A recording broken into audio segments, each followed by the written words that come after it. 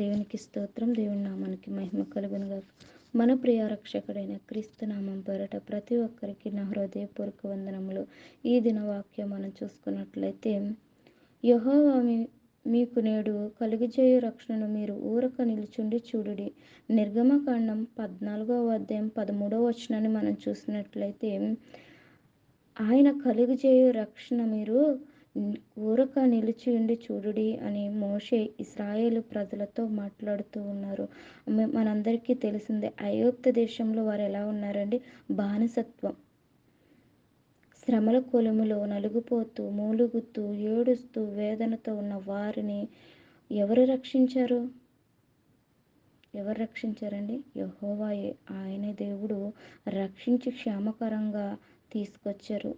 అయితే ఈ మాట ఎందుకు అనాల్సి వచ్చిందంటే, వారు అంటున్నారు, ఈ యొక్క ఐగుప్తులో సమాధులు లేవనా, మమ్మల్ని పాతిపెట్టడానికి ఇంత దూరం తీసుకొచ్చి ఈ అరణ్యంలో చంపడానికా అని మాట్లాడుతున్నప్పుడు, మీరు ఊరికనే మాట్లాడకుండా, మీరు సనగకుండా గొనగకుండా ఉండి ఆయన కలుగజేయే రక్షణను మీరు ఊరికనే ఉండి చూడుడి అని చెప్తూ ఉన్నారు. రక్షించాడు దేవుడు.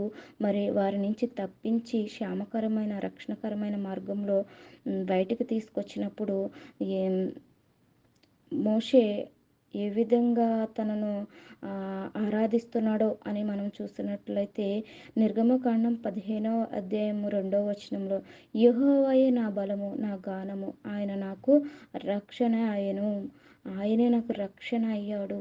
ఆయన బలమే, ఆయన శక్తి, ఆయన మహిమ వలనే మీ అందరూ కూడా దేవుని యొక్క రక్షణ నిమిత్తమే మనం అందరం కూడా బయటపడ్డాము అని ఆయన ఎంతగానో సంతోషిస్తూ గానము పాడుతూ ఉన్నారు.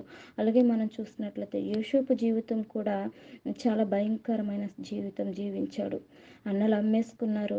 మరి వేరే దేశము, తన కాని దేశంలో ఉన్నప్పుడు ఎన్నో నిందలు, అవమానాలు పడుతూ ఉన్నారు.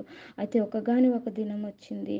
అన్నలు తన ముందు నిలిచినప్పుడు, వారికి నిజము తెలిసినప్పుడు, బాధపడుతున్నప్పుడు మరి వారితో మాట్లాడుతున్న మాట, మీ యొక్క ప్రాణరక్షణ నిమిత్తమే దేవుడు మీకంటే ముందుగా నన్ను పంపించాడు అని ఆదికాండంలో 45వ అధ్యాయంలో 5వ వచనంలో మాట్లాడుతూ ఉంటారు. నన్ను అమ్మేసినందుకు మీరు దుఃఖపడవద్దు, మీరు సంతాపం నొందవద్దు, మీకంటే ముందుగా నన్ను ఇక్కడికి పంపించాడు, ఎందుకంటే మీ ప్రాణరక్షణ నిమిత్తమని. ఇశ్రాయేలు ప్రజల్ని రక్షించడానికి, ఇశ్రాయేలు ప్రజల్ని కాపాడడానికి దేవుడు తోడుగా ఉండి మోషే ద్వారా వారిని రక్షించారు. అలాగే ఇక్కడ కూడా యోసేపు ద్వారా తన అన్నలను రక్షింపబడడానికి యోసేపుని ఎన్నుకున్నాడు.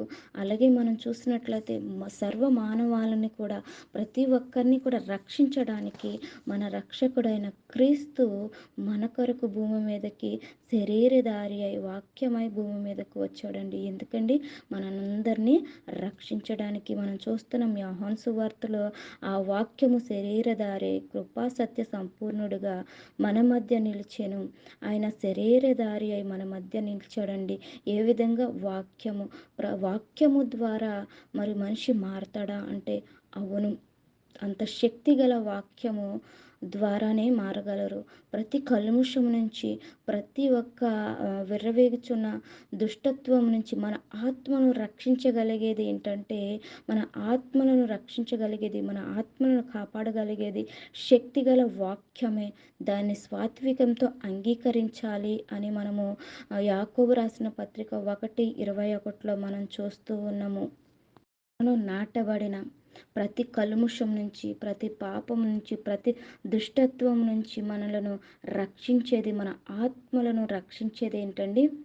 శక్తిగల వాక్యము. అటు వాక్యాన్ని ధరించుకొని క్రీస్తు మార్గంలో దేవుడు మనకి ఇచ్చిన గొప్ప రక్షణను కాపాడుకుంటూ, మనలో ఉన్న చెడుని విడిచిపెట్టి, దుష్టత్వాన్ని విడిచిపెట్టి, మనలో మనం వాక్యంతో సరిచేసుకుంటూ దేవుని కొరకు, దేవుని మార్గంలో నిత్య జీవానికై రక్షణ మార్గంలో నడవాలని,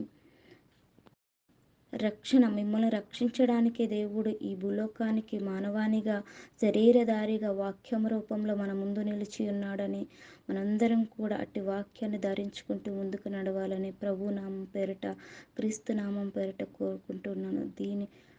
కొద్ది వాక్యమును దేవుడు దీవించి ఆశీర్వదించునుగాక. కొద్ది మాటలను మీ అందరికి కూడా దీవెనకరంగా, మేలుకరంగా మీ జీవితంలో ఫలింపజేయాలని నజరేయుడైన యేసుక్రీస్తు నామమున అడిగి వేడుకొంచున్నాను. దేవుని నామానికి మహిమ కలుగునుగాక. ఆమేన్. వందనాలు.